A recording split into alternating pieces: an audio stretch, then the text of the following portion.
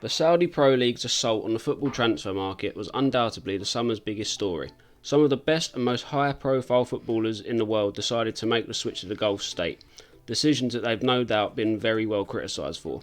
But now the dust has settled and the 2023-24 campaign is underway in a league that very few people are actually watching, we've checked in on some of the Saudi Pro League's biggest summer signings and assess how they're faring. Before we get into that though, don't forget to hit the subscribe button as we are aiming for 300 subs. Don't forget to hit that like button as well. Karim Benzema. The Ballon d'Or holder's move to the reigning Saudi Pro League champions Al-Ittihad was perhaps an early signal of the extraordinary events of the summer. A teary-eyed Benzema was quoted this at a Real Madrid farewell press conference. "I had a dream to sign for Real Madrid and I wanted to finish my career here, but sometimes in life you get other opportunities."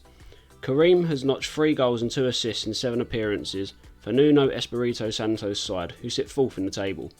Earlier reports suggested that Santo was unhappy with the 35-year-old, feeling he didn't fit into his tactical plan, but the coach quashed those rumours, claiming they're just false allegations. Neymar. A move that launched 1,000 articles, statements and online posts about wasted potential. The Brazilian has had a remarkable career and been brilliant when fit and available, but his move to Al Hilal at the age of 31, as his move to PSG 6 years ago, just raised questions of what might have been. He struggled with injuries and is yet to score in the Saudi Pro League, with his first goal for the club coming in his 5th appearance in all competitions. The forward has only started 2 of Al Hilal's 9 league outings so far, but they're doing just fine. They remain unbeaten and are top of the table.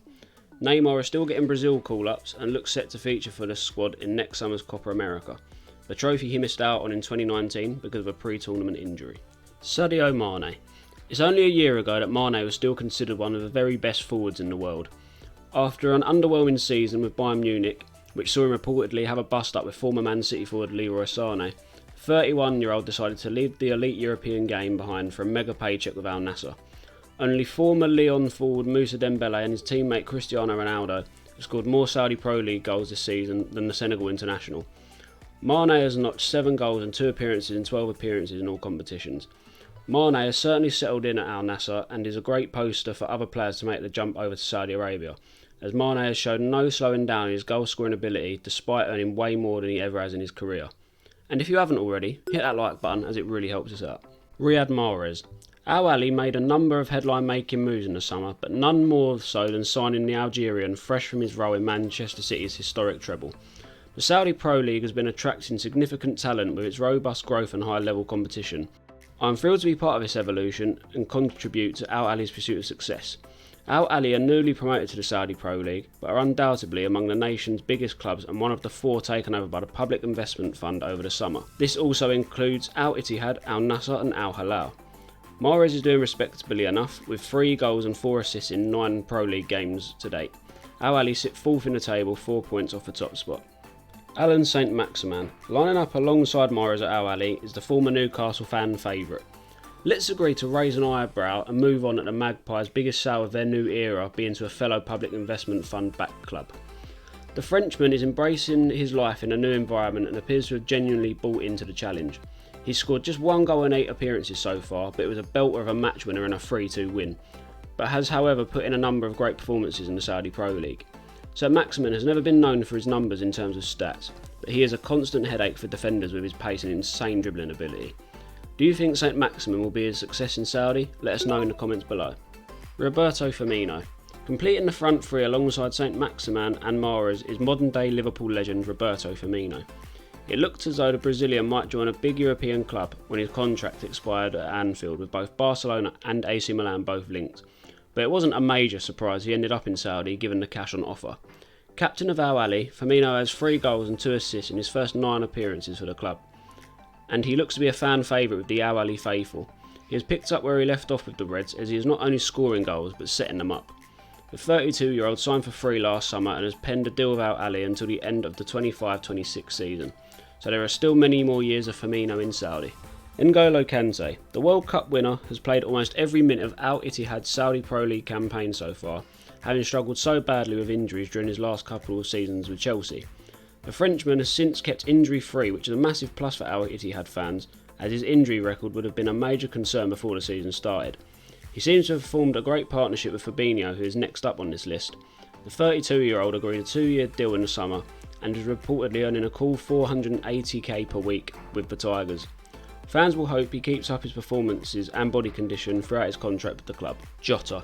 After just 2 months of signing for Al Ittihad, it's been reported that Jota has been left out of the club's squad for league matches to make way for new signing Luis Felipe from the Liga side Real Betis, even though the Italian is a defender, not a forward player.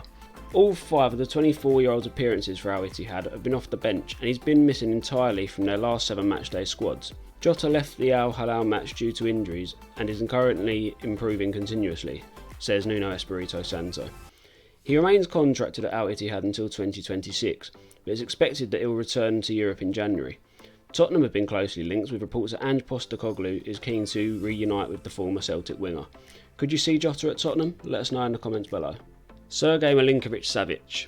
The 28-year-old was a target of many big-name clubs over the years after very successful spells at Lazio.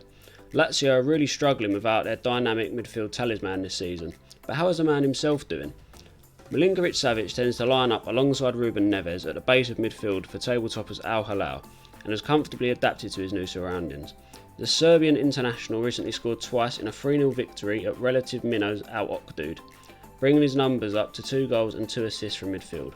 The midfielder signed a 3-year deal with Al Hilal, which sees him earn €20 million per year in Saudi Arabia. His contract will be up when he is 31, so there's still plenty of time for him to play in one of Europe's top clubs. Fabinho. It wasn't too long ago that Fabinho was considered one of the Premier League's very finest defensive midfielders, alongside his current Al Ittihad teammate N'Golo Kante. The Brazilian didn't have quite the end to his Liverpool career he would have wanted. He seemed to lack intensity and desire in his last year at the club, and maybe it was the right move for both parties. Now he's putting in good consistent performances in the black and yellow of Al Ittihad, and seems to be a fan favourite, as the 29-year-old was gifted a watch by an Al Ittihad fan after a 3-0 win over Al Fayron. That is it for the video, guys. If you enjoyed, don't forget to hit that like button. If you want a part 2, let us know in the comments below, as there are still many Saudi League stars for us to highlight. Don't forget to subscribe, and we will catch you in the next one.